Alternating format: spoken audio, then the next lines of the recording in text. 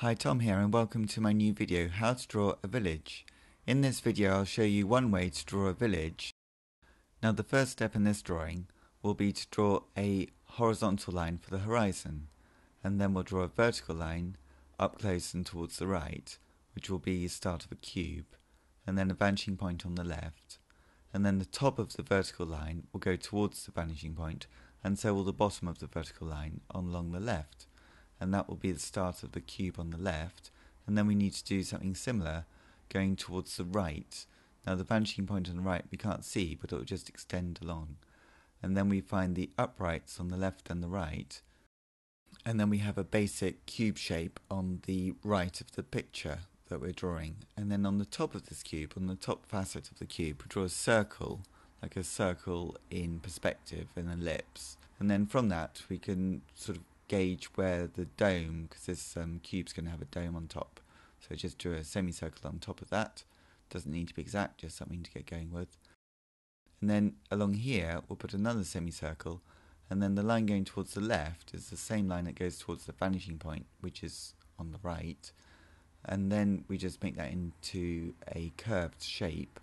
And then here we'll do another vertical line, and this time the top of the line will go towards the vanishing point on the left, and then the right hand side will go towards the vanishing point on the right. Now with this sort of cube-like shape we won't be able to see the top of it because it's above the horizon line, and then we just find the left and the right of the cube as well, and then below it I might extend the cube, maybe making it slightly wider on either side just by extending the left and right hand side of it, but the middle line will stay where it is. And then we've got one cube with a smaller cube above and a bigger cube below, and then finding the base, which is sort of mirroring the base of the other cube that we've already drawn. And then within this I think I'll put a curve or maybe some columns here, so I'll put a column on each of the corners that we can see, so it will have 4 corners but we can only see 3 of them. And then on the top of each one I'll make a ellipse to make a sort of column, and then I'll make an arch between them, and that just needs to join up, and sort of imagining it on the side, on the facade of the cube that we've drawn, and then just finish it off at the top with the dome. And then it'll need a base or something to stand on so it's not sort of floating around, and this will be another sort of square within the 2-point perspective that we're drawing. And then on the original cube on this side I think I'll put a window. So again, the window will go along the same lines as the perspective that we're doing. So all the vertical lines will stay vertical. All of the lines going towards the vanishing point on the right will go towards the right, and that vanishing point needs to be on the horizon line. And all the horizontal lines going left will go towards the vanishing point on the left. So I'll just make an arch on the top of each of these windows and give them a slight thickness to them. And then next I'll consider what to do. I think on this square at the top, the cube at the top, I'll make some indentations, maybe some windows, so they could be long and elegant windows going up, vertically up, and then maybe a curve on those as well, so each one has a curve at the top, sort of echoing the curves that's in the lower half. And then if we can see through the windows, again they need some sort of thickness to them, so they're more like windows without glass in them, so the thickness of the wall that we can see. Now I'll draw a wall along here, and this is in perspective, but it's a curved line rather than a straight line, so basically it's going to get slightly thicker as it comes towards us, but as it goes away it will get slightly thinner.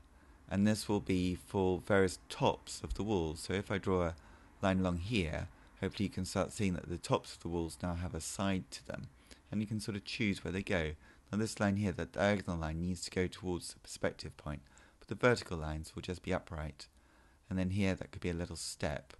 I'd like to try and make it so that we're looking down. That's why we did the original horizontal line was quite high up in this drawing, above the centre of your page. And then we can fit a wall here, and then maybe get these steps going around. So we do some wedge-like shapes for the steps. Maybe you need a little wall in there, and then a little step there, and then going around along the other side, so sort of weave downwards.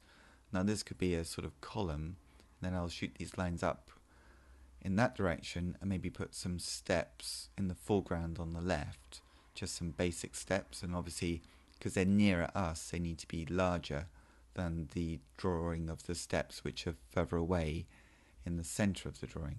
Now, I think I've changed my mind on the middle tower and I've just sort of altered that to make it more smooth. I think that's what I want. But with a drawing like this, you can really make up your mind exactly what you want and change things around an awful lot. It has to have some sort of logic, but not a lot of logic.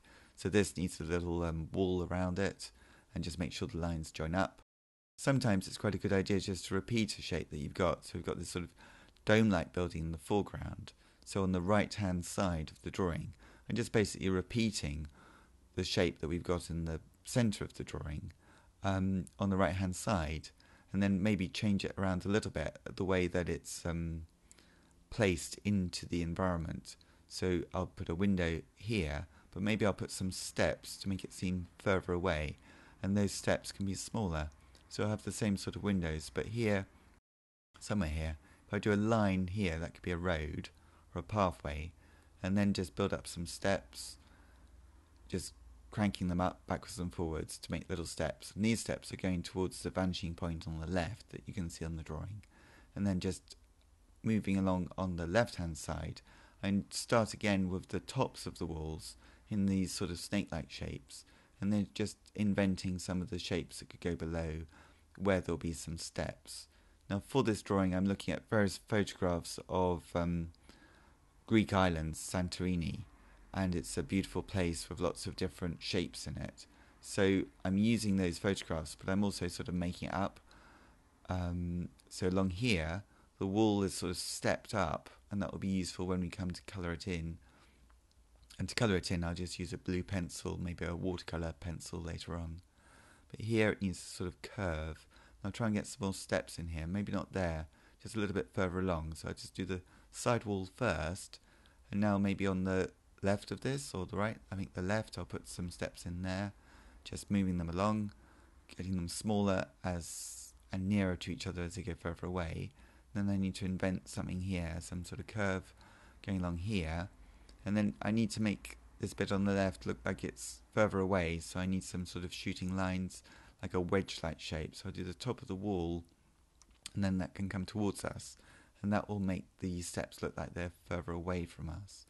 So that's the basic line drawing that I've got, just using a eraser here, just to maybe put some steps in this area, just to squeeze in some steps better than this sort of wiggly line that I had. Now the next step, I'm going to use a pencil that I haven't actually used before. It's called Inktense by Derwent, but any blue material, art material that you want to use, you could use. These pencils, I think you just add water to them and they become a bit like watercolour or ink. So I'm going to use those, but you could just use watercolour or gouache or acrylic, or just colour them in with pencils. But with these pencils, they seem quite fun, so you start them off with just shading, and then using a brush, speeding along the video here a bit because I think it's self-explanatory, using a brush and just water on the brush, and then mixing it with the pencil marks with these water-based pencils. And then the pencil marks will actually smudge and become a bit like paint, and then you can make it so that the domes that we drew at the beginning have got light coming from the left and they're darker on the right. Now another thing that you can do with these pencils is, I think, if I make a line dark on one edge, and then I can just add water in a moment, and then that water will drag out the blue and grade it, so that I don't need to paint the whole wall blue, but I can have that sort of graded tone. So again, when I use the water, just a small watercolour brush, I'll just use just plain water with it, and hopefully it will just make these pencil marks run and be graded. So I grade it a little bit with a pencil, like on the column in the middle of the drawing, or maybe a flat tone on the right that I'm just doing now.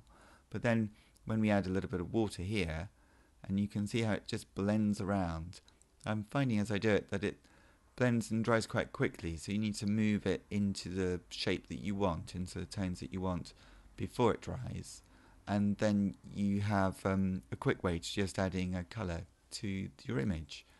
For this drawing I've just used blue, and I think I'll make the sea really dark, and I'll put a basic sky in as well.